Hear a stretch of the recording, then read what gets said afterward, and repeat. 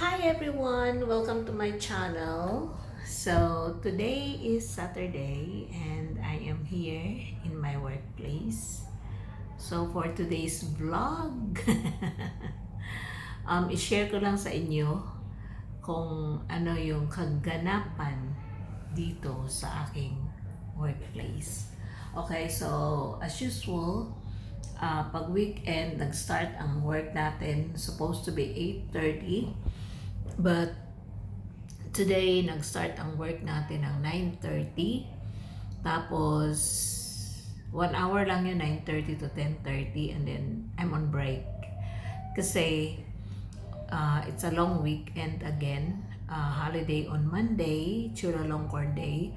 So, yung mga estudyante at mga parents, they take advantage of the long weekend before the school open. Kasi mag-o-open na ang school sa Thursday. So yun, karamihan sa kanila nag-holiday na, pumunta na ng ibang bansa, pumunta ng ibang lugar para mag-enjoy, yung ma-relax yung mga bata bago mag-opening yung klase. So ayan. Tinuturuan ko yung mga estudyante tinuturuan ko sila mag-cursive writing kasi dito sa Thailand hindi po uso sa kanila ang cursive writing. Kaya nga karamihan sa mga estudyante kahit pangalan nila sinusulat nila ng mga small letters. 'Di ba sa atin pag pangalan big letter, yung first letter, then yun. Maganda tayo magsulat sa Philippines kaysa sa dito. Hindi sila particular about this, 'di ba? So ako naman bilang guro, tinuturuan ko yung mga estudyante ko na nag-aaral sa akin ng writing. Tinuturuan ko sila na mag-cursive as much as possible para alam nila, 'di ba? Gandang-ganda sila pag nag-cursive ako, kahit yung pangalan ko lang ba isulat ko in cursive. Ang kati! May makati sa likod ko, ewan ko. So yun, hindi tayo busy masyado. May break tayo ngayon. 10:30 to 12. Tapos meron akong klase ng 12 to 1. Tapos 1 to 2. And then 2 to 3:30. And then may break ako ng 30 minutes. Tapos 3 to 4. Tapos 5 to 7. Okay, so ganun lang yung buhay. Weekend lang tayo merong ganong schedule. During the weekdays, medyo tayo. Medyo hindi busy. Hindi na siya katulad dati. Before the pandemic, pag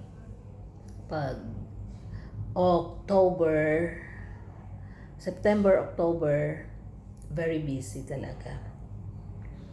As well as March, April, very busy yun. Ngayon, hindi na. Ang laki na nabago after the pandemic. Kaya nga ako, nag-iisip na ako na magturo pa ba ako or mag-shift na ako ng career into business na mag full time na ako sa pagbi-business at pag-vlog.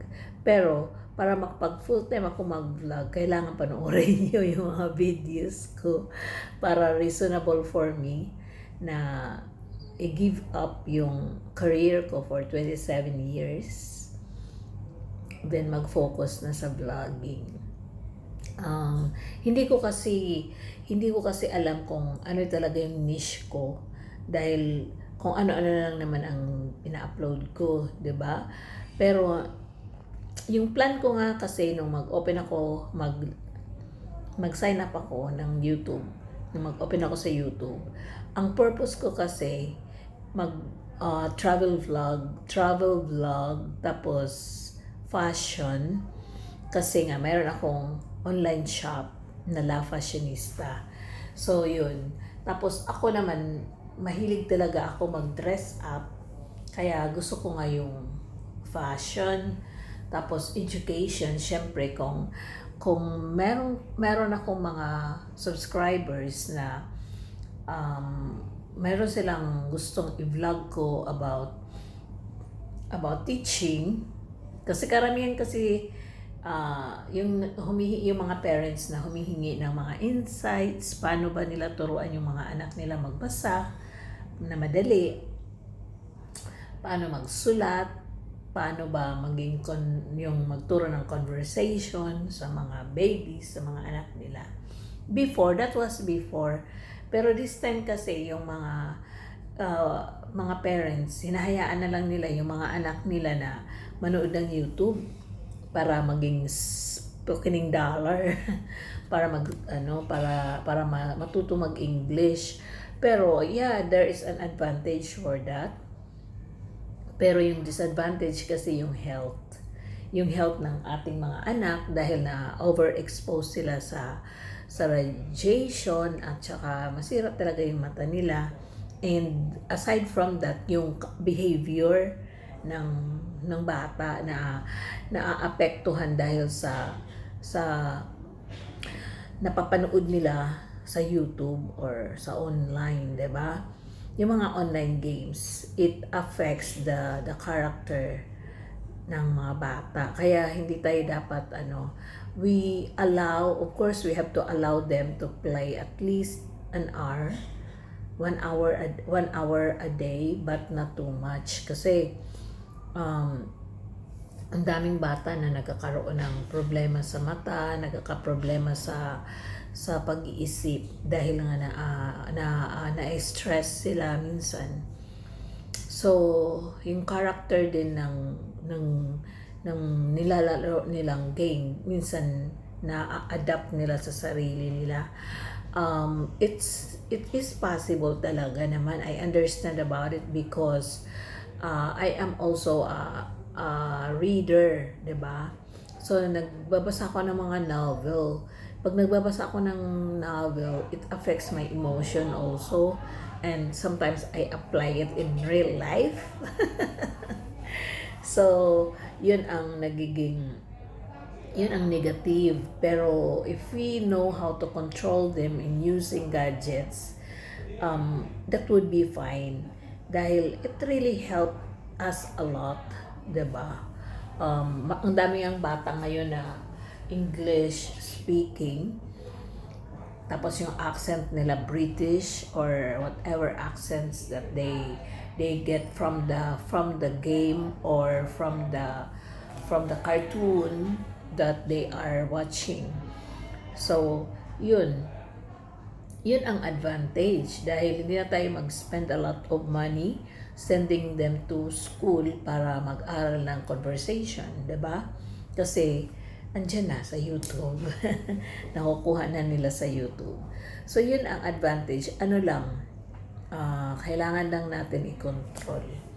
So dito naman sa center, ang tinuturo ko sa mga bata ay conversation, yung mga zero talaga yung knowledge sa language, writing, reading also, reading comprehension. Kasi karamihan nakakabasa, yes, nakakabasa sila, but yung understanding nila sa binabasa nila, okay ba?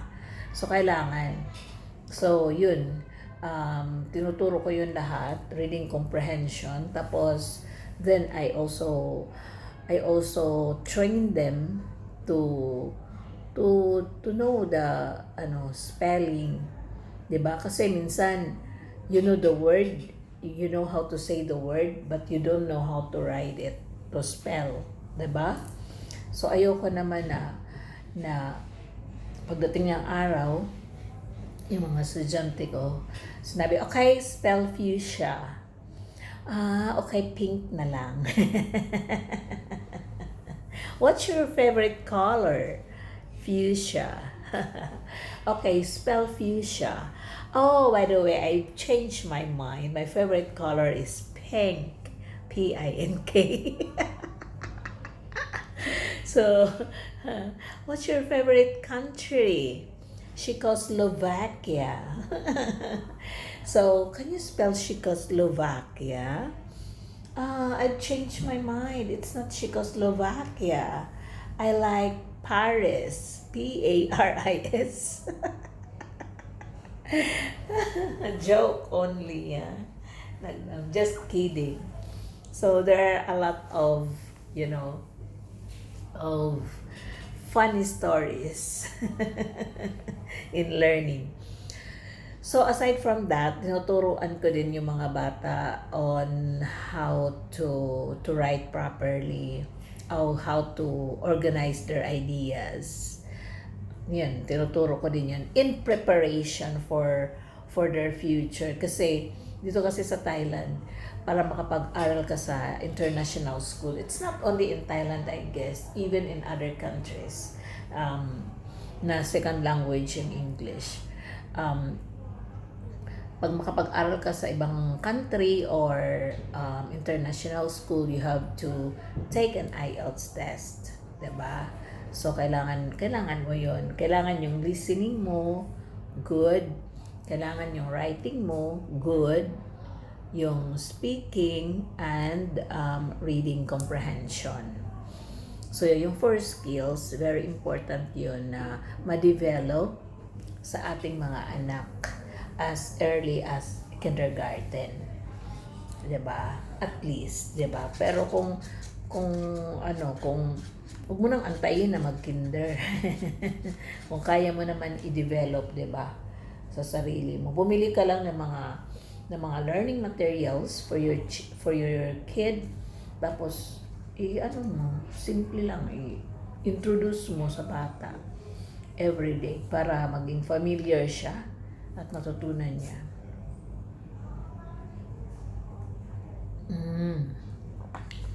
Ang sarap talaga ng libreng kape. Actually, yung coffee dito, hindi naman siya mamahalin. I think Nescafe yung coffee dito. Tapos may creamer, tapos may sugar. Ako naman, hindi ko nilalagyan ng sugar. Ano lang siya, yung coffee, tapos isang teaspoon ng creamer, and that's it. I am trying to lose my weight dahil sobrang laki ko talaga.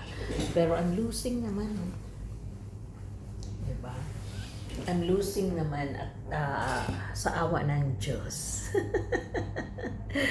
So yun, ito lang yung mga estudyante ko today.